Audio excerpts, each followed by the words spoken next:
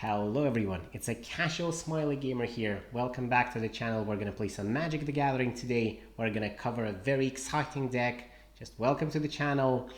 Today we're going to play the Mono Black Aggro. We're gonna cover everything in the detail about this deck. It features everything that you love about the deck so much. It has a lot of removal, has a lot of revival, has a lot of small creatures, a lot of speed, a lot of versatility, utility, you name it, it has it all. And it can deal not just with the standard ones, but with the historic decks as well. So let's dive right in. Now, very important thing to note that this deck is actually for the historic format and not the standard. And to be perfectly honest, even given that we have so many broken decks in the historic format right now, with your Tibble Trigger, we still have the Ultimate or Embercleave, everything can be used. This deck still perfectly competes with any of them. And if you want to grow in your rank ladder, you can still play the historic format and you'll still be able to get all of your rewards. And this deck can perfectly compete with all the other decks in the format. So let's speak about the deck. So what you can see is that the overall price of the creatures and any spells in terms of mana is extremely cheap. This is basically the selling point of the deck. Major part of the creatures, well, in fact, all of the creatures apart from the companion, they cost 2 mana. Companion is the only one that costs 3. There is a reason why creatures cost so low. Reason being the Call of the Death Dweller. So this card, basically for 3 mana, you return 2 target creature cards with a total mana 3 or less from your graveyard. Basically, you cast your cheap creatures like you would normally do with the aggro deck, but if someone kills off your creatures, you can immediately return them back. On top of that, they will have Death Touch counter, they'll have a Menace counter on it, because Call of the Death Dweller allows you to put these counters on the revived creatures.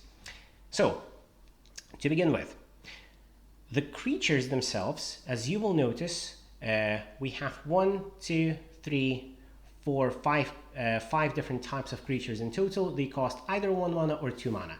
So whatever you play, you can play it on turn 1 or turn 2. It's brilliant, it's fast, it's cool.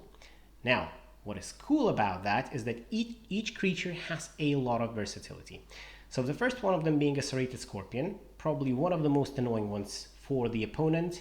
You pay 1 mana, you play the Scorpion. If opponent tries to remove it, you immediately deal 2 damage to him and you gain 2 life. So opponent will be reluctant to remove that Scorpion thing if you play it, because it's extremely annoying that it would deal you damage. However, you can still hit with the Scorpion every single turn and opponent will still be losing life. On top of that, we are running loads and loads of auras. So auras, they basically work as a removal in this deck, apart from one of them, which is Moggy's Favor, which allows you to enchant a creature and it will get +2/-1.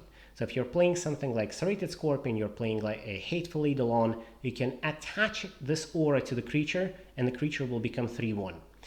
It's quite annoying for the opponent because if this Serrated Scorpion becomes 3/1, it imposes the threat and opponent will want to remove the Scorpion. However, it will deal 2 damage to the opponent and you'll gain 2 life. Hateful Eidolon. This card is pretty good in terms of it has lifelink, and if any creature with an attached aura would die, you would draw a card. So the way it works, turn 1, you play your Hateful Eidolon, enter the battlefield, cool, you have a creature. Opponent calls in someone. Turn 2, you play an aura, either Moggy's Favor, which deals -1 to the creature, or Deadweight, which deals -2 to the creature, or Mire's Grasp, which deals -3 to the creature. Creature dies, and you immediately draw a card. And you can replicate this process every single turn, which is quite annoying for the opponent. So once opponent notices that, he will try to get rid of your Hateful Eidolon straight away. Well, you can call another one, or you can call the Serrated Scorpion, or you can call any other creature, and it also has a lifelink. Now, you can also attach Moggy's Favor to the Hateful Eidolon. If Hateful Eidolon will get killed, you'll draw a card. So basically, this is a small lifelink that can potentially become 3/1 lifelink that allows you to draw the cards all the time. Quite decent. You have Arcane's Vessel. Once again, it's a turn 1 creature, cost 1 mana, brilliant, it has a lifelink. Now, if opponent will kill the creature, and eventually he will, just because it's quite annoying when someone's attacking you every turn, even if it's 1/1, you can call him back onto the battlefield either by using Glorus or by using the Call of the Death Dweller. If you do that, he automatically becomes 5/5 Flying Demon. So it's quite insane. Imagine turn 1 you call him, your opponent kills him off, then turn 3 you use the Call of the Death Dweller and you get 5/5 creature with a flying on your battlefield. So it's quite difficult to deal with. Now you have something like Ephemia. So what Ephemia does, Ephemia, if there are any auras in your graveyard, Ephemia will eat the aura and create 2/2 zombie. So basically the way it works, you call in Ephemia, an opponent calls in anything else. Any token, any creature that opponent would call can be killed by attaching an aura onto it. So it's basically almost like dealing a damage with a lightning, but instead you attach an enchantment on it. Now you attach your dead weight, opponent's creature dies. At the end of your turn, Ephemia will exile this aura from the graveyard and you'll get 2/2 zombie, which is quite decent. You can do it every turn. So every single turn, you get a 2/2 creature on a battlefield for free. Now, you have Myers Triton. Once Triton enters the battlefield, you'll automatically get 2 life, you'll mill 2 cards. Now, in this case, milling is quite good because it can mill your Arcane's Vessel or any auras. So if the Arcane's Vessel was milled, you can revive it using the Call of the Death Dweller. You'll get a 5/5 with a flying on your battlefield. If, however, you will mill any auras or the Hateful Eidolon, please pay attention that this is an enchantment creature and your Ephemia needs to eat an enchantment card, not an aura specifically. So Ephemia will be able to feed on these cards and create you 2/2 zombie every single turn. And this probably covers all of the creatures, apart from the Companion, obviously. Companion is a 3/2 cat with a lifelink. This thing is amazing in terms that it allows you to basically cast cards from your graveyard. So if you have any auras that you use to kill off the opponent's creature, you can cast it again and again. You can cast your Hateful Eidolons, you can cast your Mire Grasp, absolutely everything. Now, auras normally are more than enough to deal with the opponent's creatures because it has a lot of versatility. It has -3/-3, -2/-2, -1. If, however, opponent calls in something big, you can use the Soul Shatter. Soul Shatter is not an aura or enchantment, but it will kill off any creature. And even the indestructible one, because it makes opponents sacrifice a creature. The same applies not just to the creature, but to the Planeswalker as well. And the last one is like a cherry on a cake. It's your Crippling Fear. Basically, you choose a creature type, all the other ones get -3/-3. So say, for example, you have your Ephemia, you would play this card, and you would say that you would name a creature type Harpy, and every creature apart from Harpy would die. That's basically it. You have your Faceless Haven, your additional creature in case you need one, and also your land. You have your Hive. Hive is really good because it has Menace, so it needs to be blocked by 2 creatures, otherwise it's unblockable. Again, quite good. So, as you can see, we barely have any rare cards. We have no mythic rares at all. But this deck is insane at how easily it can deal with majority of a very expensive decks, how fast it can deal with it, and how difficult it is for an opponent to respond in time. Just because you'll create so many creatures so quickly and you'll remove every single answer that he will come back with, that opponents will just normally get overwhelmed. So let's dive right in and see what happens. Okay, and this is the first match with this deck, so let's have a look at our hand. So what we have, 2 lands, dead weight, so we can do a bit of a removal, the Serrated Scorpion. So we have a good 3 creatures for opening, 1 removal, 1 revival. Quite good hand, so I would keep that. Opponent goes first as always. We do not have any fairness, so might be a so he's featuring a red lightning. Okay, so it might be a direct damage red deck, and he's also playing Loris, which is quite interesting. So okay, so he's playing Shamans. Okay, fine. So we're playing 1 mana. I would not even read what that card is, to be perfectly honest. I would just remove it straight away, because we are not going to allow the opponent to be aggressive. Normally red decks, they always play the aggressive style, as he does now. He's going to be playing haste. He attacked us straight away, which is fine. So, enters the battlefield now. Okay, fine. He perpetually gains haste. Now, Spectate deals 3 damage to us. As I told, it's going to be a direct damage deck. So we straight away play another. In fact, no, we'll play Ephemia. The reason we will play Ephemia is because we have an aura in the graveyard. We will now exile an enchantment card from here, and we will create a 2/2 creature on top of Ephemia. So turn 2, we have 2 creatures. We could have had 3 if we played the Scorpion, but I think we've done the right thing that we have removed. Opponent immediately removed Ephemia, which is fine, which is what I was expecting. So what I will do is I'll play another Ephemia, and the reason for it, Ephemia herself is an enchantment creature. So I will attack, opponent doesn't do anything, and I will eat the Ephemia to create a zombie. There we go. So now we have 3 creatures, even though opponent has removed Ephemia. Okay, he plays Dragon Rage Channeler. Okay, what's happening here? I don't know, creature spell. Surveil, okay, so he surveils, fine. Okay, fine. He wants to look at my hand. He's going to remove one of the Mire Grasps, I would assume, just because he's a bit afraid of the removal. Yep, I was right. Which is quite good because Ephemia can eat it as an enchantment to create a zombie next time. Now, if we had 1 more mana, we could play the Crippling Fear and remove both of these and keep the Harpy. However, what I think the actually correct way of acting would be is to remove the Dragon's Rage. This way he only has a Goblin defending him. We will attack with all 3. See what he does. He will play a shock or anything, fine. He will, we will eat one of the Mire's Grasp, will create another zombie, and now we have 4 creatures on the battlefield. Next turn, we can use Faceless Heaven and attack with 5 creatures. If he will attack with the Death Shadow now, I would not defend at all. It's my number X is your life, total has haste. I will not defend at all, just because I want to have that bit of a pressure. Opponent, what does the opponent do? Oh, he gave him a double strike, okay. Okay, fine. So what we have now is we do not have enough cards to activate Faceless Haven. So let's think. If we attack now, we will deal exactly 6 damage to the opponent. So I think this is probably the right way to go for. So we'll just do next, attack with all. Opponent cannot do anything because he doesn't have any mana. He'll defend 1 creature and we will deal 6 damage. We win the game. Here we go. Told you. Very versatile deck.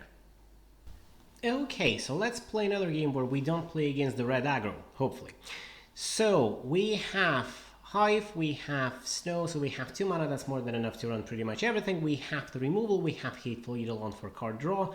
Another removal, Potential Aura, Scorpion, and Cacophony.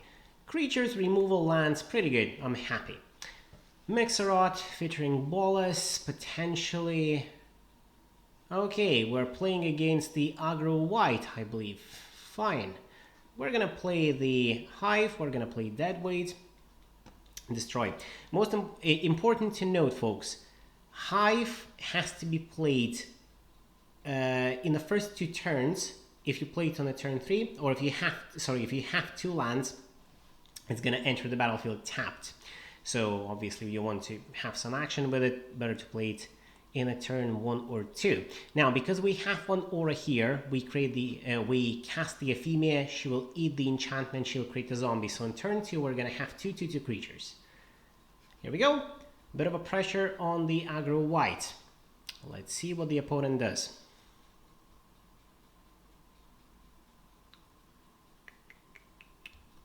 Opponent actually, okay, opponent plays Spellbinder. Fine, he's going to remove the Mogi's Favor, I'm pretty sure about that. Now, oh no. So maybe opponent didn't notice, but we have Mogi's Favor. So the way to go now, we play Hateful Eidolon, we play both of them.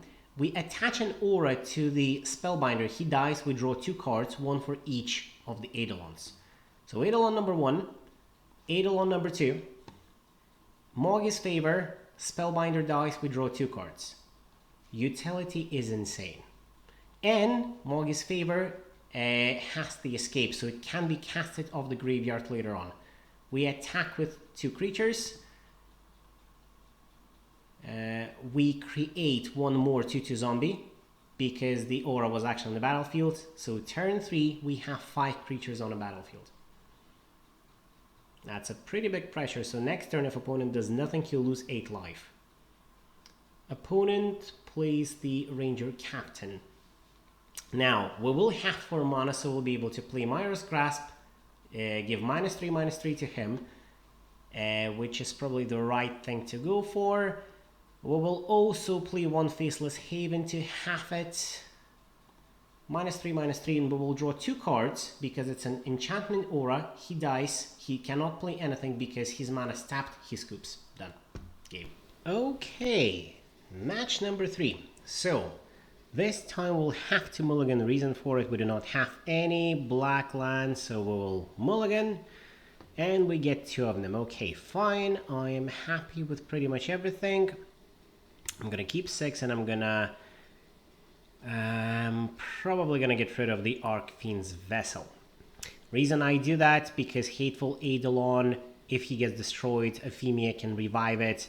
Soul Shatter is quite important. Call of the Death Dweller can revive both Ephemia and Hateful Eidolon, so pretty versatile. And I suppose that the opponent will not want to destroy the Archfiend's Vessel. Okay, so we're probably playing against the direct damage red. Okay, Goblin deck. Fine. Is he gonna attack?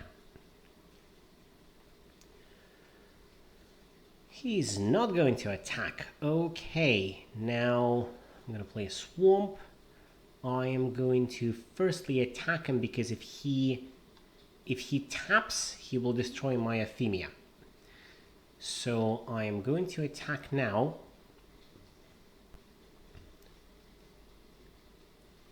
Opponent doesn't block, I get the Ephemia. He's probably going to tap now.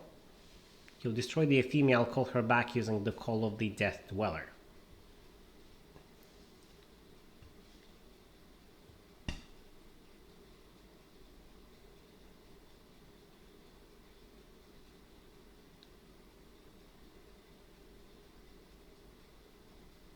Okay.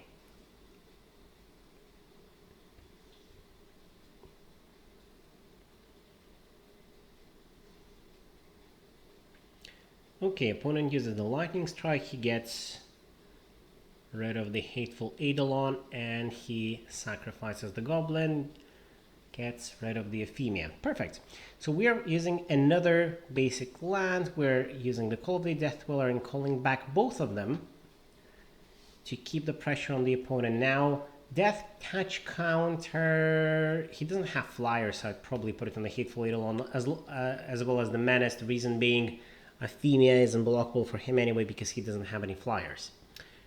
Let's see if he's going to respond now.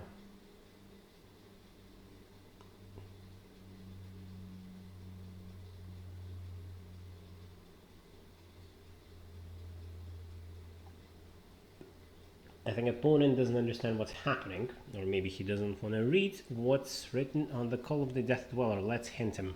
Read there. Right there. Come on. He's playing another Goblin. He's probably going to destroy Ephemia now. Okay. That's fine with me. What I'm going to do is I'm going to play the Serrated Scorpion, and I'm going to play the Lurrus. Next turn, depending on what he destroys, I might revive it with the Lurrus, especially if I have 1 more mana, I can revive Ephemia. He destroyed the Hateful Eidolon. Interesting choice. Fine with me. In this case, I am going to play the Lurrus. And I'm going to revive Ephemia, reason being she will eat the Hateful Eidolon and create 2/2 zombies. So we'll have 4 creatures on the battlefield right now. And here we go. See what opponent does now. Now he has a bit of a mana burn. He only has 2 mana on the battlefield, so he's feeling a bit pressured. Now he's going to try and destroy Lurrus, exactly, yep. And we will swing for 5. Now, in fact, not for 5, we're going to swing for 9, because we have Faceless Haven. And let's keep a pressure on the opponent. 1, 2, 3, 4, 8. So if the opponent does nothing, next turn he's going to lose the game. Let's see what he's going to play. He got the land. Let's see if he will find a response. Okay, so whatever deals 1 damage to each opponent, each creature in each planeswalker they control. Which is fine, he's only going to destroy Ephemia. I'm going to destroy the Goblin. Next turn, I'm going to swing for 1, 2, 3, 4, 7.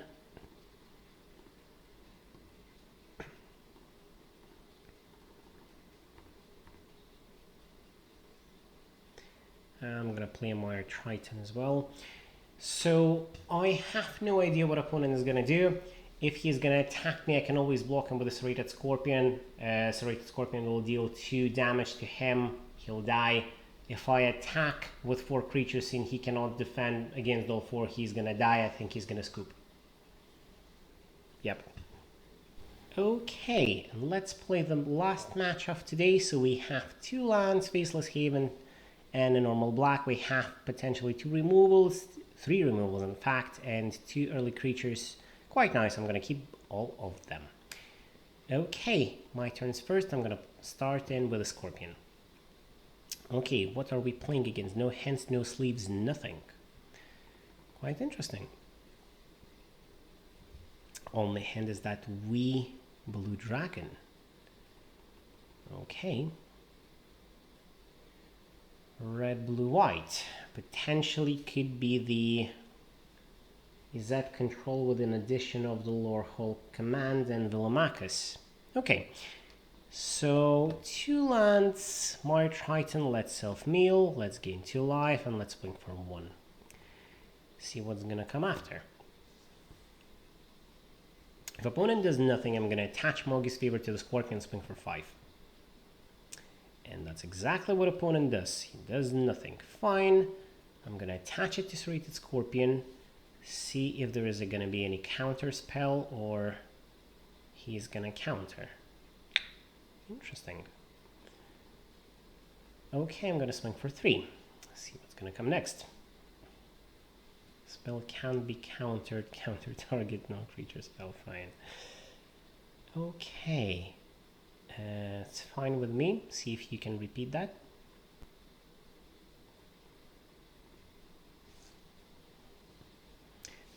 Think about the Moggy's Favor. It has the escape. I'll have to exile 2 cards from the graveyard. Okay, he counters, he gains 3 life. Probably we're going to lure all of the counters out of him. If we'll get another snow land, I can play the Faceless Haven. He's playing Expressive Iteration. Okay, let's see if he finds a land.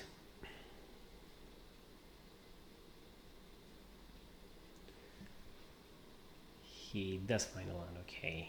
3 damage to any target, you gain 3 life, and then I deal damage back to him again. And we are going to... I'm not going to revive anything. So at this stage, probably I'm just going to go and attack with the Faceless Haven and a Triton because he doesn't have any mana to defend. Let's swing for 6. And then let's end the turn and let's see what he responds with. He's responding with the Teferi. Okay.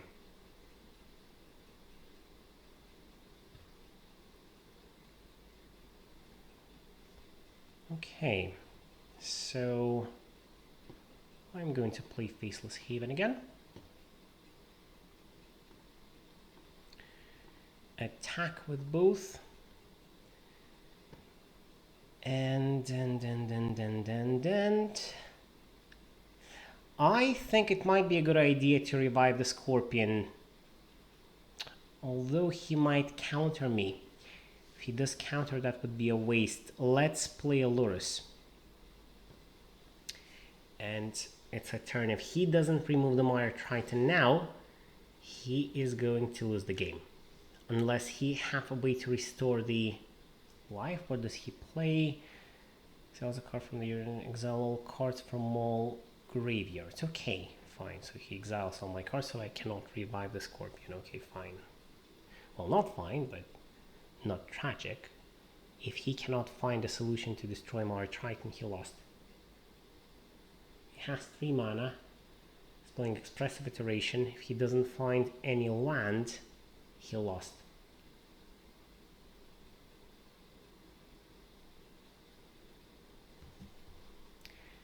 And he does find a tapped land. I have no idea what he's gonna... Oh! He untapped the land. Fine. Okay, so chances are he has the instant removal if he didn't scoop as of yet. We're gonna play the Faceless Haven. We're still gonna have 2 mana and we're gonna play the Mire Triton after that, so let's attack. See what the opponent does.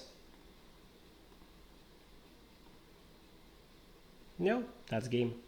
GG. So again, just to recap, even though we are playing a historic format, a lot of people, especially people who are new to the Magic, they're quite scared to play historic format because a lot of streamers say, come on, if you do not have all of these fancy cards, you're just going to be eaten alive by all of the opponents because you'll have nothing to answer with. And to be perfectly honest with you, you can easily find the answer using quite cheap decks like this one. Again, amazing thing about it is that it's very easy to obtain. A lot of people already have Faceless Havens and Hives, but even they are not the most important one, although I would really invest in that Faceless Haven. But if you'll pay attention again, we only have, what, 7 rares, excluding the Faceless Haven and Hive, and Crippling Fear. But this one, even the Crippling Fear is not as important, to be honest with you. The deck will function perfectly without it, and even without the Lurrus, because we barely use them. So, to be perfectly honest with you, you can collect all the cards to build this deck quite fast. You can easily compete in the historic format. You can easily put your rank up.